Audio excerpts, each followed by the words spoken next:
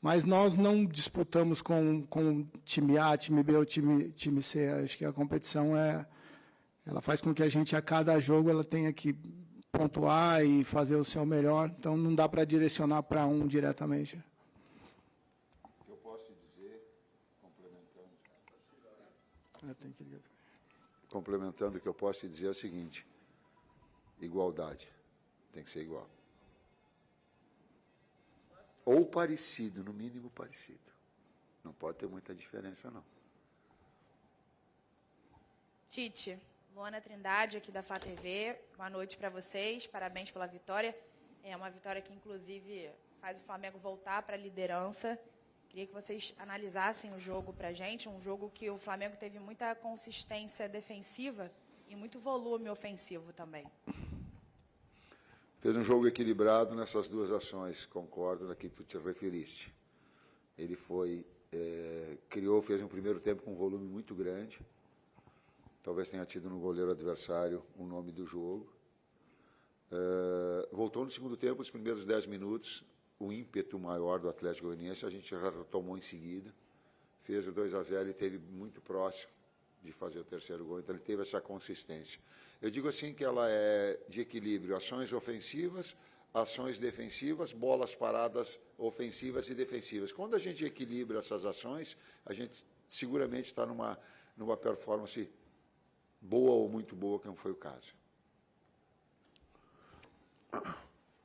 Boa noite, Tite. Boa noite, César. Fred Gomes, do GE.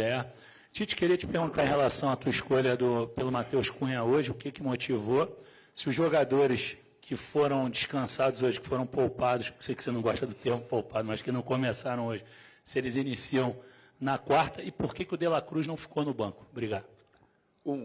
Cuidar sem poupar. A gente cuida, a gente não poupa. Ninguém poupa ninguém. E volto a repetir, eu não sou nenhum... Depende do resultado para estar técnico do Flamengo. Se não tem resultado, tu acha que vai ficar como? Então, é cuidar sem poupar. O De La Cruz vinha sentindo já desde... É uma área médica, mas eu vou me permitir, desde da Copa América, os dois tendões muito fortes. A gente tentou ainda, e ele também, para ver se tínhamos a possibilidade de contá-lo no banco, para contar com todo mundo. Não tinha condições. Ele precisava, clinicamente, eu estou até antecipando a isso, né? O Luiz está balançando a cabeça na área médica, mas estou antecipando, ele não tinha condições nenhuma. A outra, a gente tem que ter critério e tem que ter bom senso. O Cunha é o goleiro da Copa do Brasil. Não porque eu dei, porque ele é um grande goleiro. E o ano passado, quando tínhamos 3, eu coloquei para a direção. A gente não pode ter 3 grandes goleiros. A gente tem que ter 2 e um menino emergente. O Rossi vem fazendo um grande campeonato. Mas tem ali 2 grandes goleiros. Um para a Copa. E aí, por que eu estou falando de bom senso? A gente vai jogar um jogo decisivo.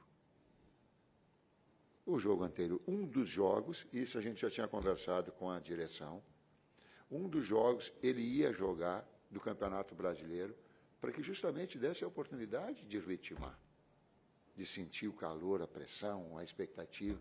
Ele poderia ter sido o jogo contra o Vitória, não é, Bruno? A gente colocou essas possibilidades, a gente conversou, do jogo contra Cuiabá, ou esse. As coisas foram desenrolando. Esse. Por quê? Porque tem que ter bom senso. Para que possa... E quando eu defini as duas situações, é interessante a grandeza do Rossi, quando eu chamei, juntamente com o Maia, juntamente com o Heller, juntamente com o Lucão, e coloquei, a decisão, ela é de jogar esse jogo, o Cunha também. Por quê? Eu digo, está fazendo um grande campeonato, tem toda uma sequência, Rossi, e nós temos... É também importante. O Rossi consentiu porque sabe que a função do goleiro também tu precisa estar apto. Então, a grandeza da liderança de um grande goleiro, que é o Rossi, e de um grande atleta, que é o Matheus. Comprovou e teve essa oportunidade. Agora é fácil, né? Mas ela é difícil, essa decisão. Professor Kleber, boa noite. César, desculpa. Guilherme Xavier, da Trivela. Queria falar um pouco sobre o Lohan, um jogador que despontou bastante no time titular, muito jovem, oscilou, e agora é o terceiro jogo consecutivo que ele não é relacionado. Queria que vocês explicassem um pouco mais sobre a linha de raciocínio para essa decisão e se vocês pretendem voltar a relacioná-lo num jogo como o de quarta-feira, por exemplo. Lohan joga muito. Lohan joga muito. E como um garoto também, ele vai oscilar e vai ter a possibilidade de reeducá-lo e reconduzi-lo. E esse é comigo, eu falei com ele dentro do vestiário. Tu vai conversar comigo amanhã para conduzir essa situação. Porque ela é de evolução, ele é de jogar na base, tal qual o Matheus Gonçalves jogou. E essa formação desses jogadores mais jovens, a gente tem essa experiência. O Kleber é muito próprio de trabalhar com garotos jovens, de ter esse feeling, esse approach. O César não, o César é o mais cascudo daí. Mas de fazer essa condução, essa maturidade, essa calma, para que possa reconduzir e retomar o melhor padrão.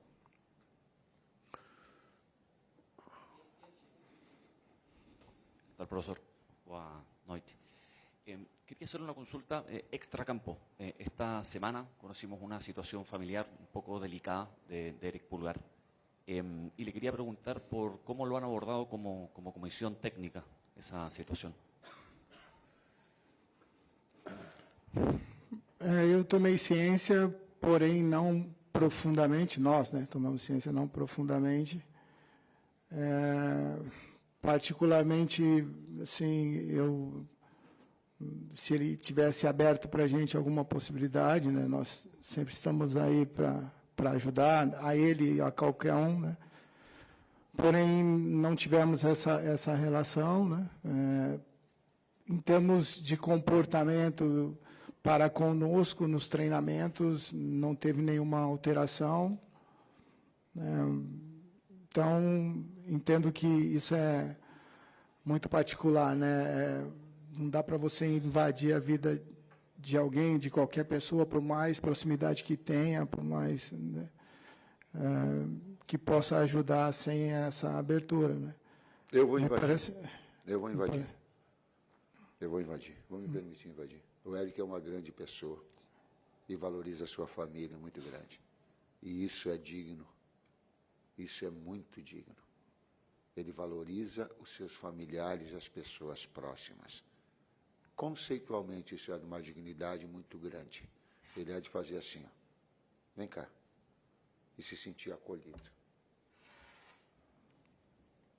Ou acolhida, ou acolhidos. Próximo aqui. Boa noite, Tite. Boa noite, César. Léo José, do Coluna do Fla. Ontem, depois da derrota para o Vitória, lá em São Paulo, o Abel Ferreira admitiu que o Palmeiras passa por um mau momento, né?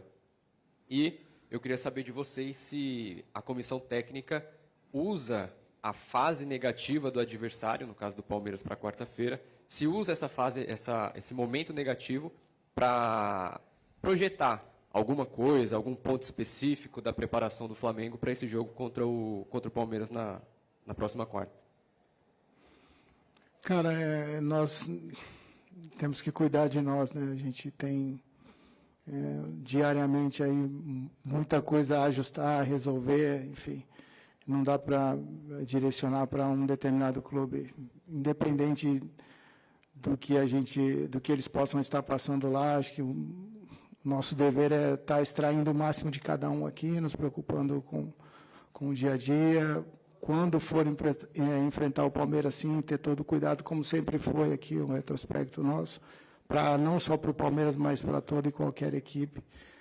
Então, é nesse sentido que eu enxergo, né? A gente, fazendo o nosso melhor, independente do adversário, a gente vai estar próximo aí de fazer um bom jogo, com um bom diagnóstico e, consequentemente, desse bom jogo trazer um bom resultado para a gente. Boa noite, Tite. César Marinho do Litoral News. Professor, eu lembro que lá em Manaus, depois do jogo contra o Amazonas, eu te perguntei sobre o gol, né? O Matheus Cunha era o titular, Você acabou de destacar que o Matheus é o goleiro titular da Copa. Então dá para cravar, quarta-feira ele começa o jogo contra o Palmeiras. E se for isso, qual a importância de ter um goleiro que sofreu apenas um gol na temporada como goleiro do Flamengo? E hoje o Flamengo novamente não sofreu gols, né? Eram 7 jogos, 10 gols ao todo, sofreu gols em todos esses compromissos. Qual a importância e como você conversou com o Matheus Cunha? Porque no ano passado ele falha na Copa do Brasil e aí gera a mudança do Sampaoli na ocasião de tirar o Matheus Cunha e colocar o Rossi para o jogo da volta contra o São Paulo na final. Obrigado. Recortes passados e são situações. Quantas vezes vocês aconteceram de errar nas atividades profissionais de vocês e reconduzir já no outro dia e tal, porque esse é um processo todo de maturidade e de evolução. Isso é perfeitamente natural. Nós estamos falando do Lohan em relação a isso. E todos nós. É um processo de vida constantemente evolutivo. A outra parte é de tomar gol. Não é o goleiro que toma gol, é uma equipe que sofre gols. Não é uma equipe, não é um centroavante que faz gol goleador, é uma equipe que constrói. A gente tem que ter essa percepção. Se não tiver essa percepção, a gente fica individualizando. E futebol definitivamente não é um esporte individual. Aliás, até esportes individuais, eles têm toda um aparato de fisioterapeuta, de fisiologia, de psicólogo, olhem as Olimpíadas e a gente tem a condição de ver. Então, é multifatorial.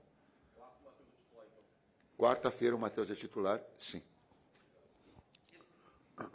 E há uma concorrência, independentemente disso, uma concorrência para dar dos dois de performance.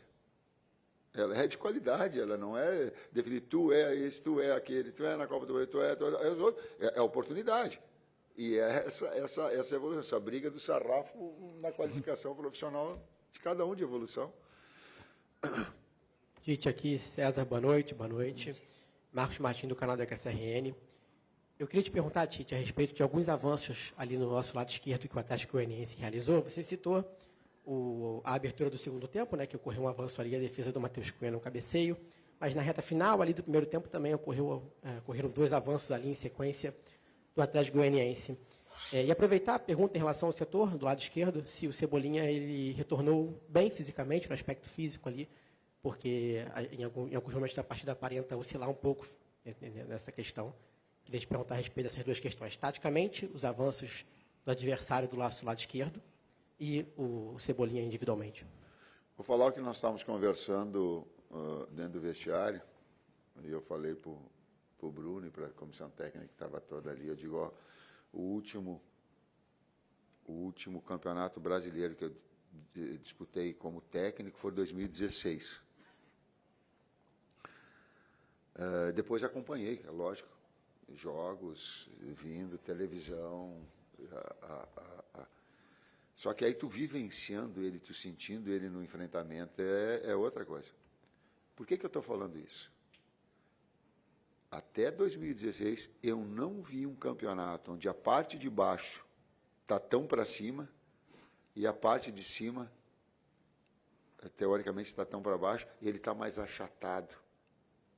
Não tem nenhum jogo que eu vi de outras equipes também que diz assim, ó, esse jogo foi com uma facilidade maior que venceu.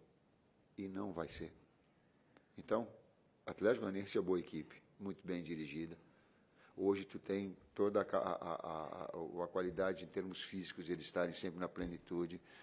Os jogos é muito achatado, o campeonato é muito difícil, muito achatado.